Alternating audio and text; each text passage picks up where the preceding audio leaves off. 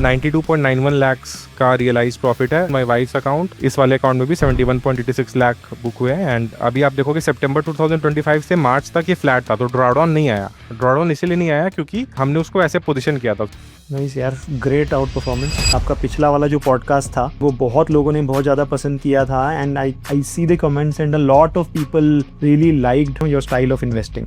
या so thanks a lot Shubham for having me here again. Last बार जब मैं इस चैनल पे आया था तो मैंने आरओसी इंडिकेटर की बात की थी। बाकी उसके अलावा और भी रेशियो चार्ट्स वगैरह हैं जिसका आप हेल्प लेकर के और बेटर एनालिसिस कर सकते हो। एंड मैंने ट्विटर पे भी पोस्ट किया कि यहाँ से मोर और less bottom is done, max to max 2% more drawdown I can see. ये जो एनालिसिस है कि भाई यहाँ मार्केट अच्छा करेगा या ये कैसे करते हो, मतलब what do you look eight? तो ट्रेडिंग व्यू में ना मैंने ये इंडेक्सेस का एक वॉच लिस्ट बना रखा है। इसमें बहुत सारी चीज़ें मैं ट्रैक करता हूँ। To track the market cycle, this is a breakout.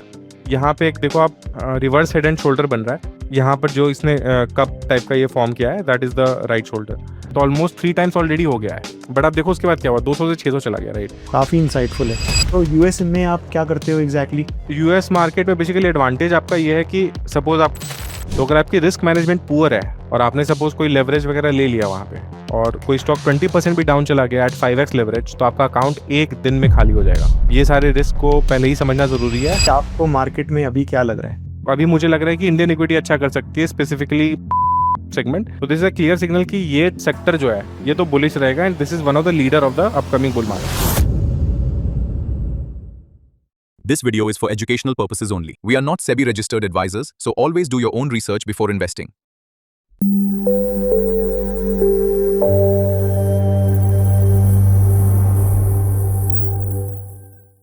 Hi Harsh, welcome to the podcast. I think सबसे पहले तो thank you so much for joining. I think आपका पिछला वाला जो पॉडकास्ट था वो बहुत लोगों ने बहुत ज़्यादा पसंद किया था and I see the comments and a lot of people really liked what you do and even your style of investing. Yeah, so thanks a lot Shubham for having me here again. And like it really feels good when I read the comments on that podcast. तो मुझे खुद भी बहुत glad feel होता है कि यार चलो कुछ तो सिखाया लोगों को। सो ठीक है, शुरू करते हैं। आई थिंक सबसे पहले उसी क्वेश्चन से शुरू करेंगे कि भाई आपको मार्केट में अभी क्या लग रहा है? ओके, ये मार्केट में क्या करना चाहिए किसी को? मैं पर्सनली तो अभी स्टॉक सिलेक्टिव, सेक्टर सिलेक्टिव होकर के ऑल इन हूँ मार्केट में। मैं अपना पोर्टफोलियो भी आपको डैशबोर्ड दिखाऊंगा तो उसमें दिख जाएगा आपको, राइट। एंड मैंने वीडियोस भी बना दी थी, ट्विटर पे भी लिख दिया था कि यार अभी क्रैश मुझे लगता है स्मॉल कैप में आ सकता है 15-20% का। उस टाइम पे कुछ वॉर वगैरह का था नहीं, but still on the basis of chart I was telling it and सही में आ गया। एंड थैंकफुली मतलब I was major portion in cash and वो सारा मैंने री इन्वेस्ट किया towards end week of March and first week of April. And उसकी वजह से outperformance and alpha generate हुआ है। एंड तो अर्निंग्स भी micro cap segment, SME segment में बहुत अच्छी आई है। 40-45% की अर्निंग्स ग्रोथ है in SME segment and micro cap segment में भी अराउंड 28-30% की अर्निंग्स ग्रोथ है year on year. Large caps में देखोगे तो अर्निंग्स ग्रोथ काफ़ी कम आई है। आप मे बी आईटी की वजह से काफ़ी वो पेपर डाउन हो गया because most of the IT companies were flat year on year, right, large cap ITs. By the way, आपका ये जो एनालिसिस है कि भाई यहाँ पे मार्केट अच्छा करेगा या ये कैसे करते हो, मतलब what do you look at?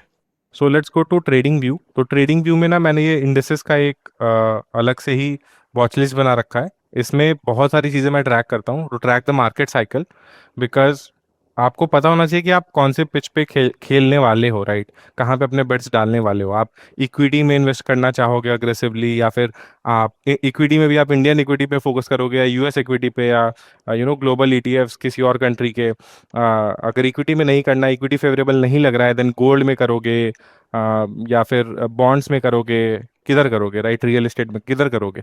सो उसके लिए आपको पता होना चाहिए कि मार्केट साइकिल के हिसाब से भी क्या फेवरेबल है, कौन सा एसेट क्लास फेवरेबल है, राइट।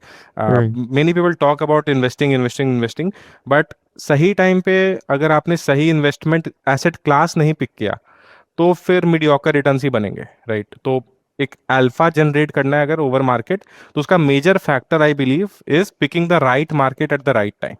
मैं ये नहीं बोल रहा हूँ कि आप एकदम बॉटम फिशिंग कर सकते हो हमेशा और एकदम टॉप पे बेच सकते हो हमेशा, but if you follow certain basic things तो आप आई विल से कि 70-80% एक्यूरेसी के साथ इसको बेटर ऑप्टिमाइज कर सकते हो, अपने एंट्रीज एग्जिट या फिर एसेट क्लास एलोकेशन को शिफ्ट कर सकते हो।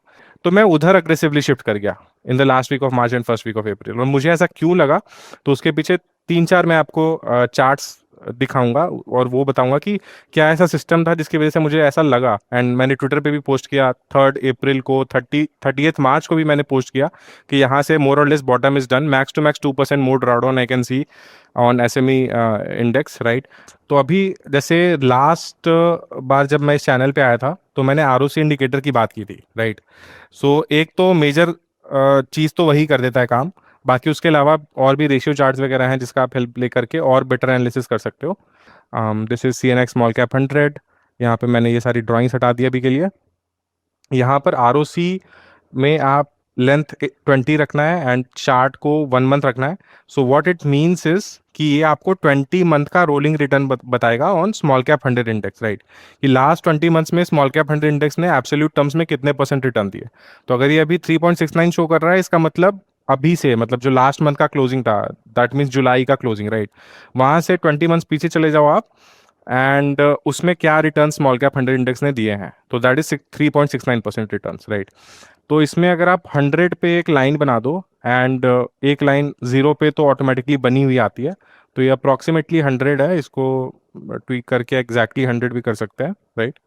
सो इसके पीछे का लॉजिक ये है कि जब भी स्मॉल कैप इंडेक्स 100% रिटर्न दे देता है इन the last 20 months, that is a time of euphoria, क्योंकि ये सस्टेनेबल नहीं है।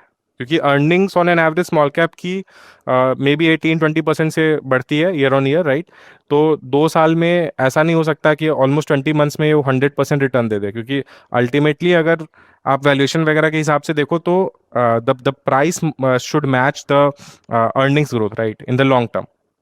एंड वही 0% अर्निंग्स ग्रोथ हो गई या उससे नेगेटिव चली गई, दैट मीन्स कि आप अंडर वैल्यूड टेरिटरी में हो।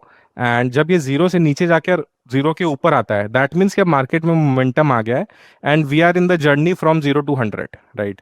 सो अभी वही हुआ है, आप देखोगे तो that's why I am bullish on the small cap and micro cap segment, कि यहाँ से अगले 1 ईयर तक मुझे अच्छा, इवन दो अगर 23 से 24 जैसी ऐसी एकदम रैपिड बुल मार्केट ना भी हो, but still stock specific, sector specific bull rally होगी, राइट। एंड जो अच्छे स्टॉक पिकर होंगे उनका पैसा बनेगा। तो अभी लास्ट टाइम भी आप देखोगे तो ये 0 से ऊपर यहाँ पर आया था जून में, राइट। तो अगर आप जून में भी सपोज स्मॉल कैप ETF में भी पैसा डाल देते, राइट, जब ये 0 से ऊपर आया और 100 पे आते ही बेच देते, ETF की बात कर रहा हूँ मैं, स्टॉक स्पेसिफिक तो जा ही नहीं रहा हूँ, स्टिल 406 डेज में 76% रिटर्न्स बन रहे थे। तो इफ यू सी की मीडियन रिटर्न्स मैंने इसका कैलकुलेट किया है जब से ये चार्ट है स्मॉल कैप 100 इंडेक्स का, तो मीडियन रिटर्न्स वर कि अगले 350 to 400 डेज में ऑन मीडियन 65 to 70% के आसपास के इसमें रिटर्न्स बनते हैं, राइट, जब भी आरओसी 0 से ऊपर जाके 100 को टच करता है।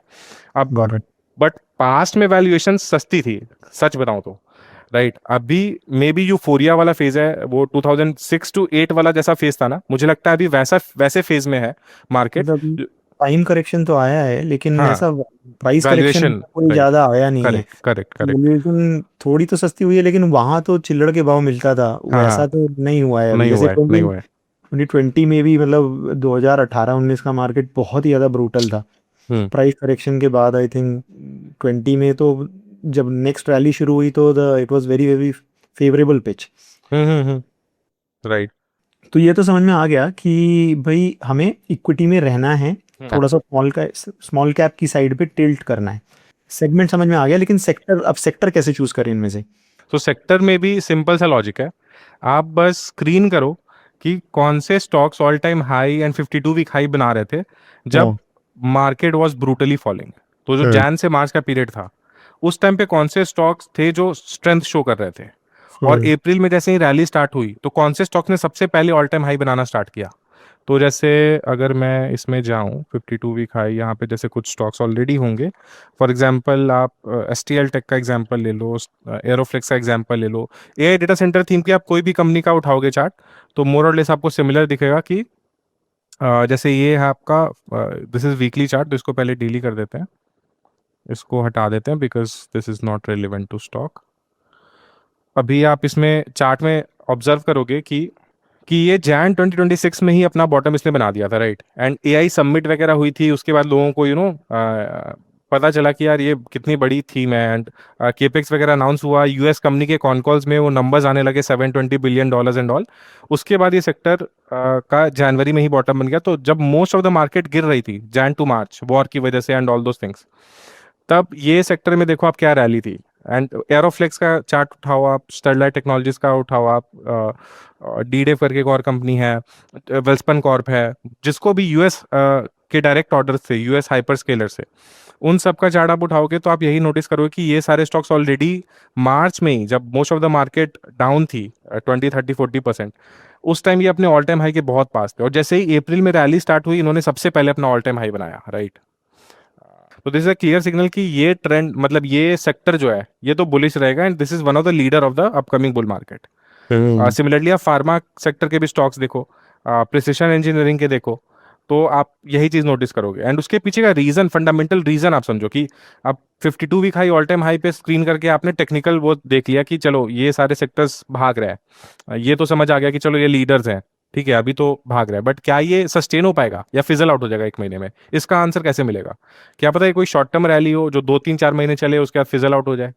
जब तक आप एंट्री बनाओ अप्रैल में ऑल टाइम हाई पे, उसके बाद गिर जाए। सबसे बड़ा तो डर यही होता है ना इन्वेस्टर्स में कि यार अभी ऑलरेडी चल गया स्टॉक, डबल हो गया नीचे से। जैसे आप अगर अप्रैल में कोई इसको लेने का सोचता तो यही सोचता ना कि यार जनवरी में तो 85 रुपीज से मिल रहा था, अभी ऑलमोस्ट डबल से भी ज्यादा 180 रुपीज हो चुका है मार्च में ही। अप्रैल में तो 200 रुपीज हो गया, तो ऑलमोस्ट 3 टाइम्स ऑलरेडी हो गया है। तो अब क्या इसको लेना सही है? क्या पता यहाँ से करेक्ट हो जाए। बट आप देखो उसके बाद क्या हुआ, 200 से 600 चला गया, राइट। अब मैं ये नहीं बोल रहा हूँ कि अभी भी सस्ता है ले लो जाके, right. I am not any stock here is not a recommendation, but I am just saying कि ऐसे लीडर्स आइडेंटिफाई होते हैं। अब उसमें फिर आपको फंडामेंटल डीप डाइव करनी है कि इसके पीछे क्या ट्रिगर्स हैं, वो ट्रिगर्स कितने लंबे चल सकते हैं। सो तब जाके आपको पता चलेगा कि इसकी लॉन्जेविटी क्या है, इस रैली की लॉन्जेविटी क्या है। अच्छा चलो, किसी का लेट्स से कि मिस हो गया, भाई वो नई एंट्री उसको नहीं पता था, वो अप्रैल में एंट्री भी नहीं बना पाया, वो डेटा सेंटर की रैली भी मिस कर गया, लेकिन अब उसे ये समझ में आया कि चलो अभी भी कुछ होप है, यहाँ से भी मार्केट अच्छा करेगा। अब आज क्या करे वो? तो आज के डेट पे एक्सपोर्ट रिलेटेड जो भी सेक्टर्स है ना, वो be it pharma, be it precision engineering, AI data centres में भी जो भी एक्सपोर्ट कर रही हैं, इलेक्ट्रिकल इक्विपमेंट इंडस्ट्री में जो भी कंपनीज है जहाँ पे बैकलॉग्स हैं बहुत 3-4 साल के, तो वैसी कंपनीज जनरली ना, मतलब ब्रूटल क्रैश में भी एक्सपेंसिव वैल्यूएशंस पे ही रहती है, क्योंकि वहाँ पे लॉन्जेविटी है। मतलब लोगों को पता है कि यार आने वाले 5-6 साल तक अर्निंग्स आते रहेंगी, तो आप उसको कितना ही गिरा दोगे, कितना ही करेक्ट कर दोगे, राइट। तो वैसे इंडस्ट्रीज पे फोकस कर सकते हैं। एक्सपोर्ट इसलिए भी क्योंकि अभी बहुत सारे ट्रिगर्स आए हैं एक्सपोर्ट रिलेटेड सेक्टर्स में, जैसे बीट ईयू के साथ एफटीए साइन हो रहा है, देन आपको यूके के साथ एफटीए साइन हो गया है, यूएस के साथ भी ऑन प्रोग्रेस है। तो इन सारी चीज़ों की वजह से एक तो एक्सपोर्ट ग्रो होगा। एंड एनीवेज इंडियन रुपीज़ अगर आप देखोगे लास्ट के 1 ईयर में काफ़ी डिप्रिशिएट हुई है in terms of euro and all, तो इसका डायरेक्ट बेनिफिट एक्सपोर्टर्स को मिलेगा, राइट। तो मल्टीपल टेलविंड्स हैं इन इंडस्ट्रीज में। तो इसके वजह से मुझे लगता है export oriented sectors should do good from here as well. Got it. आप में से जो लोग इन्वेस्टिंग में इंटरेस्टेड हैं और जो डेटा वाले लोग हैं, यानी जो लोग इन्वेस्ट करने से पहले ये देखना चाहते हैं कि एक्चुअली में नंबर क्या है, और आप कोई टिप या क्विक रिच स्कीम में बिलीव नहीं करते, तो उनके लिए हमारी टीम ने पिछले 1 साल में बहुत से टूल्स क्रिएट किए हैं जो इन्वेस्टर को बहुत हेल्प कर सकते हैं। ये टूल्स नॉर्मल स्क्रीनर से ज़्यादा हमें वैल्यू प्रोवाइड करते हैं, और इन्हें बनाने के लिए हमारी फुल टाइम टीम इसमें काम करती है। अब अगर आप ये जानना चाहते हैं कि हमारा एग्जैक्टली इन्वेस्टिंग मेथड क्या है और ये टूल्स कौन कौन से हैं, तो आप हमारा संडे का वेबिनार ज्वाइन कर सकते हैं। ये वेबिनार शुभम प्रेजेंट करते हैं, जो बरेली यूपी से हैं और 29 की एज में अमेजॉन यूएस की जॉब छोड़ के फाइनेंशियली फ्री हो गए थे, और फिर ये बैंगलोर शिफ्ट हो गए और फुल टाइम इन्वेस्टर बन गए। इस वेबिनार में आप 4 मेथड सीखोगे इंटरेस्टिंग कंपनीज ढूंढने के लिए, और इसमें एक फ्री गिफ्ट भी मिलेगा। ये वेबिनार हम जनरली रिकॉर्डेड प्ले करते हैं, लेकिन हमारी टीम वहां पर लाइव प्रेजेंट होती है आपके कोई भी क्वेश्चन का आंसर करने के लिए। वेबिनार रिकॉर्डेड होने का रीजन ये है कि जब तक हम वेबिनार में सिग्निफिकेंट इंप्रूवमेंट नहीं कर देते, उन्हीं मेथड्स को हर संडे आके बार बार रिपीट करना एक इनएफिशिएंट वे है टाइम को यूज करने का, क्योंकि इस टाइम को हमारी टीम किसी और टूल को बनाने में इन्वेस्ट कर सकती है। तो अगर आप इस वेबिनार में इंटरेस्टेड हैं, तो एक बर्गर से भी कम प्राइस में आप इस वेबिनार को ज्वाइन कर सकते हैं। इसका लिंक हमने डिस्क्रिप्शन और फर्स्ट कमेंट में दे दिया है। I know you will love our work. I think आपने ये तो बहुत अच्छे से समझा दिया कि भाई कैसे हमें मार्केट देखनी है, सेगमेंट देखना है, सेक्टर देखना है। उसके अलावा जैसे आप थोड़ी बॉटम फिशिंग, आपकी कुछ अपनी स्ट्रैटेजीज भी हैं जिनके बेसिस पे आप लगाते हो, तो थोड़ा सा आप अपना स्टाइल ऑफ इन्वेस्टिंग या जो भी आपकी स्ट्रैटेजीज हैं उनके बारे में थोड़ा थोड़ा बता सकते हो? श्योर। सो जैसे अगर मैं वापस से इंडिसेस वाले चार्ट पे जाऊं, दिस रेशियो चार्ट, ये इंपॉर्टेंट इसलिए है क्योंकि ये आपको बताता है कि with in Indian equity, suppose हमें समझ आ गया कि चलो आरओसी के हिसाब से और बाकी चीज़ों के हिसाब से, फंडामेंटल्स के हिसाब से, कि चलो Indian equity is a good place, मतलब बिकमिंग अ गुड प्लेस, मार्च अप्रैल में ये समझ आ रहा था। बट अब इंडियन इक्विटी में किधर लगाना है पैसा, तो लार्ज कैप्स में या स्मॉल कैप्स में? तो उसके लिए मैं स्मॉल कैप टू निफ्टी का रेशियो चार्ट यूज़ करता हूँ। तो अभी आप देखोगे तो ये इस ट्रेंड लाइन में है, एंड जब तक ये ऊपर नहीं पहुंच जाता तब तक स्मॉल कैप इंडेक्स का टॉप नहीं लगेगा, एंड ओवर परफॉर्मेंस कंटिन्यू होगा स्मॉल कैप का विथ रिस्पेक्ट टू निफ्टी। तो ये रेशियो जब 0.9 के आसपास पहुंच जाएगा, then I will be skeptical of small cap stocks and I will be more bullish towards large cap stocks, right. तो वो एक चीज़ है। बाकी जैसा कि आपने बोला बॉटम फिशिंग या क्या स्ट्रैटेजीज मैं यूज़ करता हूँ, तो स्टॉक स्पेसिफिक अगर बताऊँ तो मैं बॉटम फिशिंग कभी करने की कोशिश नहीं करता हूँ स्टॉक्स में, क्योंकि मुझे लगता है कि यार जो चीज़ बॉटम पे पड़ी है उसका कुछ ना कुछ रीज़न है। या तो सेक्टर अनफेवरेबल है, या फिर कुछ ना कुछ है उसमें, कंपनी में गलत, मे बी कुछ रेड फ्लैग हो जो आप नहीं देख पा रहे हो, मैं नहीं देख पा रहा हूँ, बट मार्केट को पता है, राइट। तो कुछ ना कुछ है उसमें जिसकी वजह से अल्टीमेटली वो प्राइस नहीं परफॉर्म कर रहा है। तो स्ट्रैटेजी मेरी यही रहती है स्टॉक सिलेक्शन में कि मैं 52 week high and all time high पे जो स्टॉक्स चल रहे हैं उनकी, या तो अगर इन्वेस्टिंग करने के लिए देख रहा हूँ तो उनकी फंडामेंटल ट्रिगर्स देखूँ, फॉरवर्ड कैलकुलेशंस करूँ, क्या इसका टॉप लाइन बॉटम लाइन हो सकता है अगले 1-2 साल में, EBITDA क्या हो सकता है, एंड उसके हिसाब से देखो क्या गैप निकल रहा है, वैल्यूएशन गैप निकल रहा है, राइट। एक टर्मिनल पी दूं उसको कि चलो यार ये FY 27-28 में ये पी डिजर्व कर सकता है, एंड उसके बेसिस पे क्या उसकी वैल्यूएशन निकल रही है, राइट। एंड इंट्राडे में फिर अलग स्ट्रैटेजीज हैं। इंट्राडे में दो मेन स्ट्रैटेजीज जो मैं यूज़ करता हूँ। इंट्राडे में मैंने पाइथन से कोड करके अलर्ट्स बनाए हुए हैं रियल टाइम।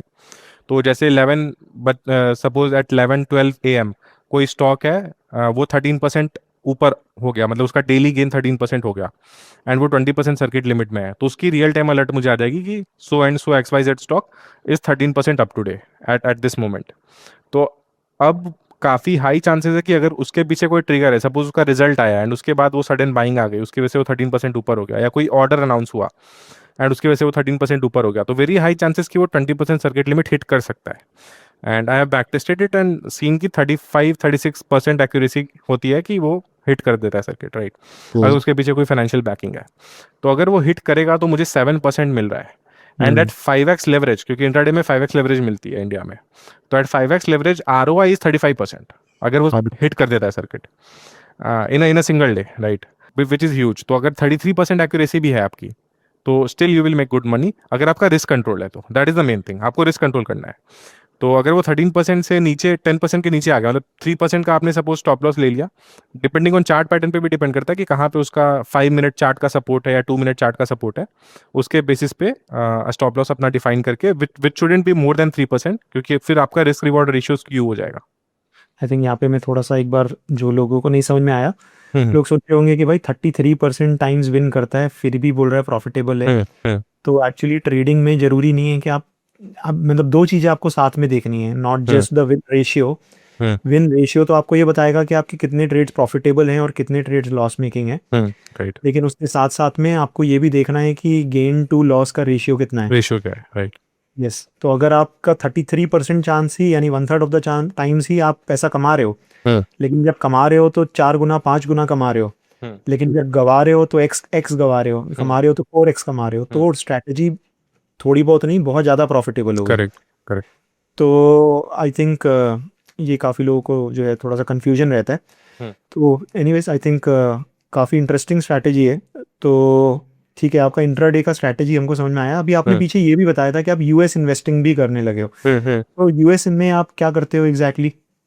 सो US में बेसिकली उसमें भी मैं अगेन मार्केट साइकिल ही पहले देखता हूँ कि अभी US की फेवरेबल मार्केट साइकिल है कि नहीं। तो अगर उसके चार्ट पे मैं आपको लेके चलूँ तो US में बेसिकली दो ब्रोकर्स हैं मेन इंडिया में। एक एंड मनी बहुत लोग यूज़ करते हैं, देन देर इज़ IBKR। तो ये दो मेन ब्रोकर्स हैं। एंड US में बेसिकली एडवांटेज भी है डिसएडवांटेज भी है इन्वेस्ट करने का। तो पहले एडवांटेज डिसएडवांटेज बता देते हैं, फिर इस चार्ट पे आऊँगा। सो यूएस मार्केट में बेसिकली एडवांटेज आपका ये है कि सपोज आपको एयर डेटा सेंटर थीम में इन्वेस्ट करना है लॉन्ग टर्म के लिए, आपको इंडिया में इनफ स्टोरीज ही नहीं मिलेंगी। बहुत मतलब गिनी चुनी कंपनीज हैं जो डायरेक्टली इन्वॉल्व हैं हाइपर स्केलर्स के साथ, राइट। तो कई ऐसे फ्यूचरिस्टिक थीम्स हैं जहाँ पे US is the only option, right. But इसके कॉन्स भी हैं। कॉन्स ये है कि यूएस में कोई सर्किट लिमिट नहीं होती इंडिया की तरह 10%, 20%, 5%, राइट। तो वहाँ पे एक ही दिन में स्टॉक 100-200% ऊपर भी जा सकता है और 60-70-80% क्रैश भी कर सकता है, right, with just a single news. तो अगर आपकी रिस्क मैनेजमेंट पुअर है और आप न्यू भी हो, आपको प्रॉपरली रिस्क मैनेज नहीं करना आता और आपने सपोज कोई लेवरेज वगैरह ले लिया वहाँ पे, राइट, क्योंकि वहाँ के ब्रोकर्स लेवरेज भी ऑफर करते हैं, और कोई स्टॉक 20% भी डाउन चला गया एट 5x लेवरेज, तो आपका अकाउंट एक दिन में खाली हो जाएगा। तो ये सारे रिस्क को पहले ही समझना ज़रूरी है रेदर देन ब्लाइंडली इन्वेस्टिंग। बाकी अगर मैं इस रेशियो चार्ट पे आऊँ तो पर्सनली जो मेरा कमेंट है अभी यूएस मार्केट पे कि it is looking less favourable than Indian market, specially if I talk about the small cap and micro cap segment. तो it is looking much less favourable than that. Why? Because अगर आप ये ratio chart देखो तो ये क्या है, CNX 500 in USD INR terms divided by SPX। SPX represents US market, CNX 500 represents Indian market, and since I have divided it by USD INR, so this is Indian market का index in USD INR terms. So इसमें depreciation, INR depreciation already accounted है, and we are dividing it with the SPX index, right, the US market का representation. तो ये आप देखोगे एक trend line है, एंड इस ट्रेंड लाइन पे जब भी ये आता है लास्ट के 20 ईयर्स में, राइट, तब इंडियन मार्केट नेक्स्ट 300-400 डेज के लिए आउट परफॉर्म करती है मिनिमम। तो जैसे आप यहाँ पे देखो 2006 टू 2008, राइट, 2007 का दिसंबर, तो इसमें अगर मैं कंपेयर कर दूँ यहीं पे, मैं चार्ट में अगर इसको ऐड कर दूँ, suppose small cap 100 index, right, and आपका नैस्डैक ले लेते हैं। सो अगर इस पीरियड में आप देखोगे कि किस मार्केट ने कितना रिटर्न दिया, राइट, सो जैसे यहाँ से यहाँ की जो जर्नी थी जब ये सपोर्ट लाइन पे आया ये रेशियो चार्ट, तो इस सेम टाइम ड्यूरेशन में इंडियन मार्केट ने like the small cap 100 index if I talk about, तो इसने ऑलमोस्ट 169% का रिटर्न दिया इन 567 डेज, राइट। एंड वहीं पे नैस्डैक ने इन द सेम पीरियड 42% का बस रिटर्न दिया, राइट। सो कभी 4 टाइम्स रिटर्न्स, कभी डबल रिटर्न्स। सो ये एक ट्रेंड है कि भाई जब भी ये ट्रेंड लाइन के आसपास आया, एंड अब भी आया ये, राइट, तो अभी फिर से लोग यूएस मार्केट को लेके बहुत बुलिश हो रहे हैं। सबसे मतलब मुझे पर्सनली बहुत सारे रिलेटिव्स ने एंड फ्रेंड्स ने पूछा कि यार यूएस मार्केट में कैसे इन्वेस्ट करना है, तो मैंने बोला इन्वेस्ट करने का टाइम तो तब था ना जब ये तो 2024 में इधर बना रहा था, तब गोल्ड एंड यूएस मार्केट में जाना था। अभी तो वापस इंडिया में आने का टाइम है, तो अभी क्यों पूछ रहे हो? गॉट इट, काफ़ी इंसाइटफुल है। सो ठीक है, यूएस मार्केट में की बजाय अभी इंडियन मार्केट ज़्यादा फेवरेबल है, ये भी हमने देख लिया। अब आप ये तो प्रोसेस तो समझ में आ गया, लेकिन एलोकेशन कैसे करना है, ओके, रिस्क मैनेजमेंट कैसे करना है? So risk management and allocation में मेरा एक सिंपल सा रूल है, एंड द रूल इज कि कोई भी ट्रेड आप लो, no matter it is for trading I am talking about, कि अगर ट्रेडिंग में आप कोई भी इंट्राडे ट्रेड ले रहे हो, स्विंग ट्रेड ले रहे हो, पोजिशनल ट्रेड ले रहे हो, कुछ भी ले रहे हो, आई मेक श्योर कि मेरा 0.5% से ज़्यादा total swing trading capital wipe out नहीं हो उस ट्रेड में, अगर मेरा स्टॉप लॉस हिट होता है तो, राइट। तो अगर मैं 100 रुपीज़ पे कोई किसी स्टॉक को बाई किया है मैंने, एंड 96 पे मेरा स्टॉप लॉस है या 95 पे मेरा स्टॉप लॉस है, तो आई विल मेक श्योर कि मैं उतने ही शेयर्स लूँ कि मेरा 0.5% कैपिटल से ज़्यादा इरोड ना हो, right. And long term investing में क्या है कि लॉन्ग टर्म इन्वेस्टिंग में थोड़े आपको बड़े स्टॉप लॉस लेने पड़ते हैं, क्योंकि आपने एक लंबे व्यू के लिए लिया है स्टॉक को, राइट। तो वहाँ पे मे भी आप 1.5 साल, 2 साल, 4 साल, 5 साल के लिए किसी थीम पे प्ले करना चाह रहे हो। एंड लॉन्ग टर्म इन्वेस्टिंग पे मैं एक और कमेंट करूंगा कि जैसा पहले होता था ना लॉन्ग टर्म इन्वेस्टिंग और अब होता है, बहुत डिफरेंस है। डिफरेंस ये है कि पहले क्या होता था कि री रेटिंग काफ़ी स्लो होती थी। जैसे आप 2000 के डेकेड में देख लो, 2010 से 20 वाले भी डेकेड में देख लो, या उससे पहले का भी देख लो, तो ऐसे FMCG कंपनीज थी, तो बहुत स्लो री रेटिंग हुई है वो, फ्रॉम 810p टू 80p, तब जाके वो मल्टी बैगर्स बने हैं। अब क्या होता है, अब मार्केट इतनी एफिशिएंट होते जा रही है कि वो एक साल में ही पूरा का पूरा आपको री रेटिंग दे देगी। एक साल में आपके पी को 20 से लेकर के 160, 180, 200 तक पहुंचा देगी, और लोगों को समझ ही नहीं आता है। और उसके बाद जो 160 से घट के डी रेटिंग वाली फेज स्टार्ट होती है ना, तब लोग एंटर करते हैं। करेक्ट, कि यार ये 160 पे था पहले, बहुत महंगा था, अब आ गया 50 पी पे, अब ले लेते हैं। इसीलिए फिर वो एक्चुअली 50 से 15 आ जाता है। शिफ्ट होते जा रहे हैं। पहले लॉन्ग टर्म इन्वेस्टिंग लोग 8-10 साल से कम सोचते नहीं थे। हाँ, ये एटलीस्ट मैक्सिमम लोग 3 साल भी रुक गए तो बोलते हैं long term investing. Correct correct. मेरे हिसाब से long term investing is one market cycle, true. उससे ज़्यादा नहीं, क्योंकि sense. मार्केट बहुत एफिशिएंट हो गई। आप पुराने मेथड से अभी में करोगे तो आई डोंट नो कि मतलब, और चेंज भी तो बहुत ज़्यादा जल्दी हो रही है चीज़ें। अब एआई की वजह से तो और जल्दी होंगी, मतलब बहुत सारी कंपनीज के तो मोट ही खत्म हो जाएंगे, मुझे ऐसा लगता है। ट्रू। सर एआई की बात आई तो एक बार एआई की बात कर लेते हैं। हम्म तो आजकल बहुत लोग क्या करते हैं, एआई से ट्रेड ले लेते हैं। एआई के हम्म पास गए, चैट जीपीटी बताओ मुझे best stocks to invest in India, hmm या फिर मोस्ट मोमेंटम में, वैल्यू में, कुछ भी, मतलब इस टाइप का क्वेश्चन पूछ के उसके कोई तो 10 नाम दे देगा, जाके बन गया पोर्टफोलियो। कितना सही है कितना गलत है? 100% गलत है मेरे हिसाब से, क्योंकि एआई अल्टीमेटली करता क्या है कि आपके, या तो वो आपसे कुछ क्वेश्चन पूछेगा कि आप मतलब क्या हॉरिजन क्या देख रहे हो, अगर थोड़ा मतलब आपने प्रो प्लान इस टाइप का कुछ लिया हुआ होगा तो थोड़े क्वेश्चंस पूछ लेगा, अदरवाइज तो वो रैंडम आंसर कुछ भी चेप देगा आपको। तो उसमें दिक्कत क्या है कि आपने, ठीक है, एआई के कहने पे वो स्टॉक्स ले लिए, 10 स्टॉक्स ले लिए, ठीक है, वो अच्छे हों बुरे हों कैसे भी हों, आपकी क्या रिस्क मैनेजमेंट है? आप उसको कब एग्जिट करोगे? अगर कोई स्टॉक उसमें से 30% नीचे चला गया, कोई मान लो 50% ऊपर भी चला गया, तो आप कब बुक करोगे? उस 50% वाले को क्या पता आप बुक करो ना करो, 30% लॉस वाले को आप और एवरेज डाउन कर लो, राइट? कोई स्टॉक उसमें से 6-7% ऊपर गया, वो हो सकता है मल्टी पे अगर भी बन जाए, राइट, 2x 3x हो जाए, बट आपने उसको 10% प्रॉफिट पे ही बुक कर लिया, क्योंकि आपके पास थीसिस नहीं पता है ना। या आप उसको रिसर्च करने के लिए यूज कर सकते हो, एआई को एड कर सकते हो, उससे टूल्स बना सकते हो। जैसे मैंने काफी सारे अलर्ट्स बनाए हैं यूज करके, क्लाउड कोड यूज करके, which is like very useful in trading and all. आप उससे स्कैनर्स बना सकते हो, जैसे आप जो भी सेटअप पे ट्रेड करते हो, राइट, जैसे आपको वीसीपी सेटअप पे मैं ट्रेड करता हूँ, मैंने वीसीपी का स्कैनर बना लिया एआई का यूज करके। मैंने उसको बहुत सारे वो दे दिए कि भाई इस टाइप के चार्ट्स मुझे प्रेफर्ड है, मेरी ये एक क्राइटेरियाज है, उसको बहुत समझाया, मतलब ऑलमोस्ट 30-40-50 पेजेस अपना पूरा ट्रेडिंग जर्नल उसको फीड कर दिया, 40-50 पेजेस का उसको पूरा वो लिखा, क्वेरी लिखा, उसमें रीइटरेट किया बार बार, और डेली डेली उसको बेटर होता जा रहा है, क्योंकि उसको मैं फीडबैक करता हूँ रिजल्ट्स, कि यार ये ऐसे मत दिया करो सेटअप्स, ये वाले सेटअप्स अच्छे नहीं है, फिर वो और समझता है और बेटर होते जाता है, राइट? तो एआई को सही यूज करने का तरीका ये है, rather than कि डायरेक्टली उससे स्टॉक पूछ लिया एंड उसको फाइनेंशियल एडवाइजर समझ के आप ब्लाइंडली उसको फॉलो कर रहे हो। तो एआई से जैसे मार्केट और एफिशिएंट होती जा रही है, हाँ, तो इससे जो इन्वेस्टर्स हैं या जो ट्रेडर्स हैं उन्हें फ़ायदा हो रहा है कि नुकसान होगा? आई थिंक जो स्मार्ट इन्वेस्टर्स ट्रेडर्स हैं उनको तो फायदा हो रहा है, उनके लिए एज बनाना इजी हो गया है, क्योंकि उनको कम एफर्ट में एज बन जा रहा है, राइट? बीट अगर मार्केट रिसर्च भी आपको करनी है तो पहले आपको जो 1 हफ्ता लगता किसी ऑटोमोबाइल इंडस्ट्री को पढ़ने में, जैसे आपको पहले सपोज आधा 15-20 मिनट लग जाता था वाहन पोर्टल से जाके वो पूरा डेटा फेच करो and all those things, EPFO से डेटा फेच करो, अब ऑटोमेट कर सकते हो, 1 मिनट में वो डेटा आ जाएगा आपके पास, राइट? तो स्मार्ट इन्वेस्टर्स ट्रेडर्स के लिए ईजी होते जा रहा है process because of AI. But जो इसको मिसयूज कर रहा है या फिर सही तरीके से नहीं यूज कर पा रहा है एंड उसको रिकमेंडेशन के रूप में ले रहा है, उनके लिए तो चीज़ें और डिफिकल्ट होंगी, बिकॉज उनमें वो ह्यूमन इमोशंस नहीं। अल्टीमेटली क्या है कि एआई कभी भी ऐसा नहीं हो सकता मेरे हिसाब से, नेक्स्ट 10 ईयर्स जब एजीआई आ जाए तो पता नहीं क्या हो, बट अभी तो मुझे ऐसा नहीं लगता नेक्स्ट 10 ईयर्स 15 ईयर्स में, या maybe I am getting like too optimistic, but मुझे नहीं लगता कि नेक्स्ट 5-10 ईयर्स में ऐसा हो सकता है कि एआई आपका कंप्लीट ऐसा हो सके कि भाई ट्रेड तुम ही ले लो मेरे बिहाफ पे।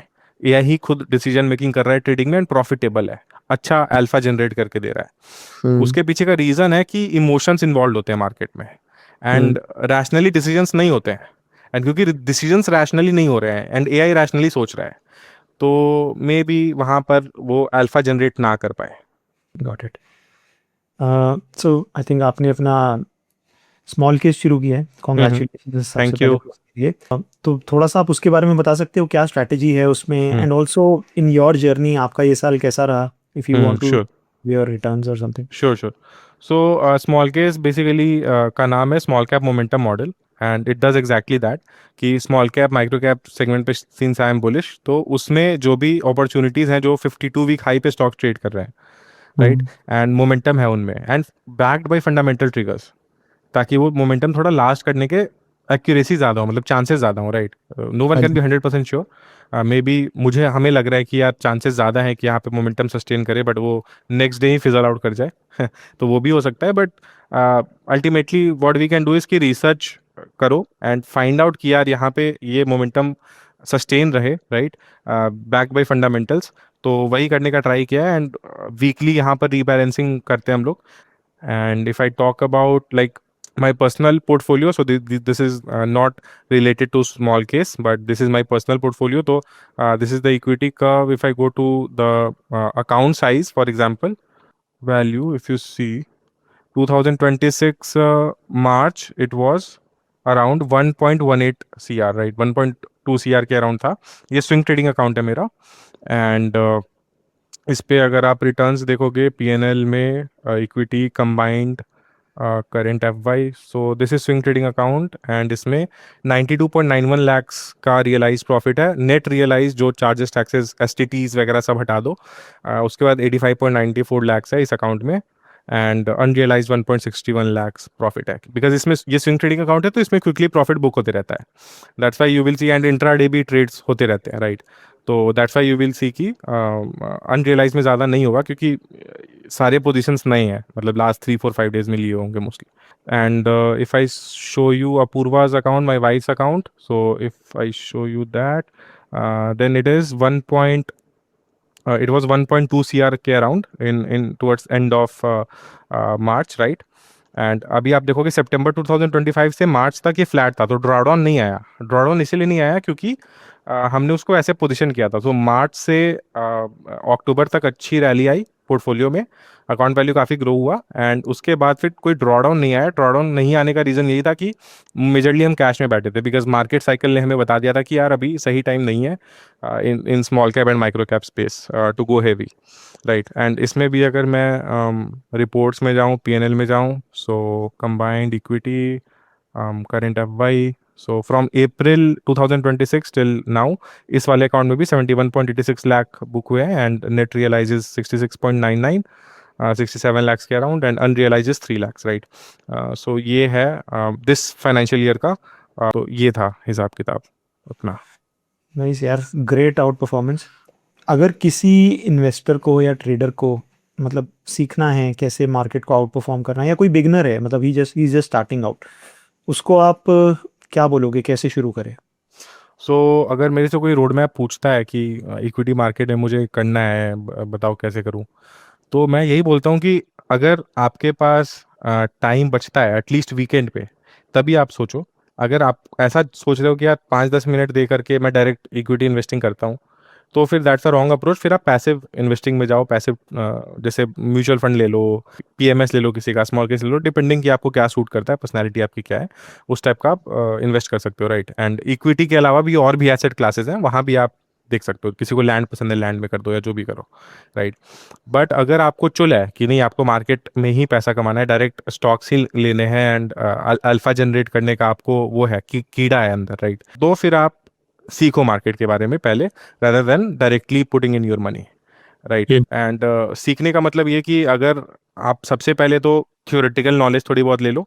बहुत सारे फ्री सोर्सेज अवेलेबल हैं, जीरोधा वार्सिटी पे वीडियोस हैं, यूट्यूब पे पेड सोर्सेज भी बहुत सारे अवेलेबल हैं. कुछ अच्छे कोर्स हैं, कुछ ख़राब कोर्स हैं, दैट डिपेंड्स ऑन की व्हाट यू चूज़. एंड उसके अलावा फिर बुक्स वगैरह काफ़ी अच्छी हैं. पीटर लिंच की बुक्स हैं, बेंजामिन ग्राहम की हैं, ट्रेडिंग में मार्क मिनर्विनी की बुक्स हैं. तो इन सारे बुक्स से आपको थ्योरेटिकल नॉलेज 1-2-3 महीने में आप ग्रास्प कर सकते हो. उसके बाद डोंट गो ऑल इन. उसके बाद जो भी आपका कैपिटल है, सपोज आप सोच रहे हो कि 1 CR मुझे लगाना है मार्केट में, 10 lakhs लगाने हैं, तो उसका 5%, 10% से स्टार्ट करो, and build confidence in you, right? क्योंकि स्टार्टिंग में you will make many mistakes even after learning everything, क्योंकि आपको बस थ्योरी पता है, आपको एक्सपीरियंस नहीं है, आपको इमोशंस कंट्रोल करना नहीं आता है, सबसे बड़ी बात. तो रिस्क मैनेजमेंट नहीं आता है, इमोशंस कंट्रोल करना नहीं आता है, वो एक्सपीरियंस के साथ ही आएगा, राइट? एंड उसके बाद भी लॉसेस को कैसे कंटेन करना है, लॉसेस को कैसे अपने माइंडसेट में उतारना है, that is the main thing, right? क्योंकि इस बिजनेस में और कोई वर्किंग कैपिटल कॉस्ट नहीं, कुछ भी नहीं है. ना आपको किसी स्टाफ को सैलरी देनी है, ना आपको कोई रॉ मटेरियल खरीदना है. तो only cost of running this business is the losses you book, right? So finally एक क्वेश्चन मैं ये पूछना चाहूँगा कि आपने जैसे अभी एक वर्ड यूज़ किया कि भाई सेटअप्स जहाँ पे जो है मुझे अच्छे लगे करके, लेकिन ये जो सेटअप हैं, ये आप अगर इनको स्क्रीन करना कितना क्या ये रूल बेस्ड है या फिर ये इंट्यूशन बेस्ड है? तो कैसे आप इसको रिजेक्ट कैसे करते हो? अगर कोई ऐसे एग्जांपल के थ्रू अगर आप बता पाओ तो. श्योर.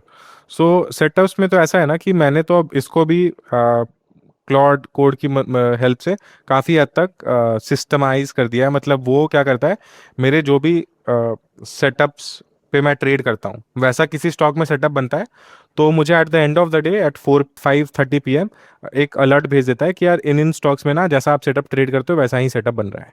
मैंने क्योंकि उसको बहुत सारी प्री रिक्विजिट नॉलेज दी हुई है तब वो ऐसा कर पा रहा है।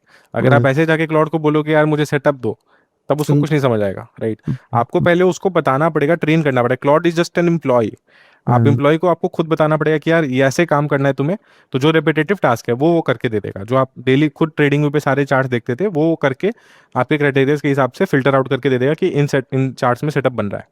अब उसमें कोई सेटअप, जैसे कि मैं आपको कुछ बताता हूँ जो कॉमनली मैं सेटअप ट्रेड करता हूँ, राइट। क्या कब नहीं करता हूँ वो भी बता दूंगा। जैसे कि एक ये कॉमन सेटअप है जो मैं ट्रेड करता हूँ। तो यहाँ पर क्या होता है कि स्टॉक, इसका डेली चार्ट देखते हैं या तो अब डेली चार्ट आप देखोगे तो ये बहुत टाइम से ना, मतलब मई 2025 ऑलमोस्ट 1 ईयर से ये स्टॉक इस रेजिस्टेंस लाइन को ब्रेक नहीं कर पा रहा था, राइट। उसके बाद क्या हुआ, वॉल्यूम भी लगा देते हैं। उसके बाद क्या हुआ, ब्लू कैंडल, मतलब यहाँ पर की काफ़ी अच्छी बाइंग होती है तब जाके ब्लू कैंडल बनता है ये सिंपल वॉल्यूम इंडिकेटर में। यहाँ पर एक ब्रेकआउट आता है, राइट। एंड ब्रेकआउट के बाद ये स्टॉक इस जो लंबे पीरियड की ड्यूरेशन था इससे बाहर निकल आता है, राइट। तो जब ब्रेकआउट जिस दिन आया उस दिन मुझे अलर्ट आ गया कि चलो भाई ये स्टॉक को भी वॉच लिस्ट में रखना है। बट क्या मेरी एंट्री बनी? नहीं, अभी इसमें एंट्री नहीं बनेगी। क्यों? क्योंकि मुझे यहाँ पे रिस्क ही नहीं डिफाइंड है। तो ऐसे स्टॉक्स में मैं एंटर नहीं करूंगा, क्योंकि अब मुझे यहाँ पर अगर पता चला इस स्टॉक के बारे में जब ये 660-670 पहुंच गया है, तो मेरे लिए सबसे पहले पता होना चाहिए कि यार 0.5% कैपिटल वाली रूल कि मैं कितने शेयर्स दूं, उसका आंसर ही नहीं मुझे पता है। तो यहाँ या तो अगर मैं यहाँ पर इसको लेता हूँ सपोज, तो मैं बहुत छोटी एलोकेशन बना पाऊंगा, क्योंकि मेरा स्टॉप लॉस काफी बड़ा आ रहा है, 8-9% का आ रहा है, राइट। क्योंकि एक ट्रेंड लाइन ही दिख रहा है मुझे यहाँ पे स्टॉप लॉस लेने लायक, और तो कुछ दिख नहीं रहा है, राइट। अगर 21 डे मूविंग एवरेज भी लगाता हूँ तो वो भी ट्रेंड लाइन के ही आसपास है। तो यहाँ पर मेरा रिस्क काफी बढ़ रहा है, तो ऐसे सेटअप्स मैं जनरली अवॉइड करता हूँ। हाँ, अब एक बार ब्रेकआउट आ गया है, उसके बाद जब भी ये 21 EMA को रीटेस्ट करेगा या फिर ट्रेंड लाइन को रीटेस्ट करेगा, तब एक सेटअप बनता है। क्यों? क्योंकि वहां पे लॉस काफी कम है।